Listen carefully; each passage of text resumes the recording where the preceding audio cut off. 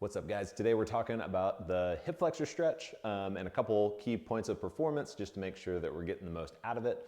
The biggest thing I always like to mention with this is our starting position. So we want to make sure that our pelvis, if we think of our pelvis like a bowl of water, has the ability to pour water out the front and pour water out the back. For the purpose of this stretch, to isolate it on front of the hip there, we want to make sure that we're not pouring water fully out the back, not pouring water all the way out the front, but kind of finding a level ground.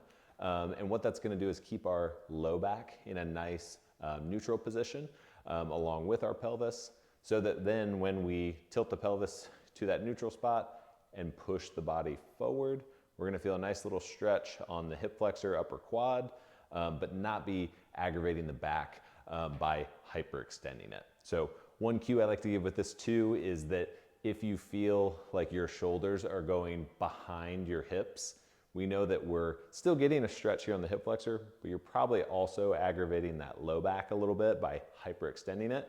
So just think, kind of tuck that tail under you or lift that belt buckle, and then you're just gonna keep that locked in while you translate the torso forward.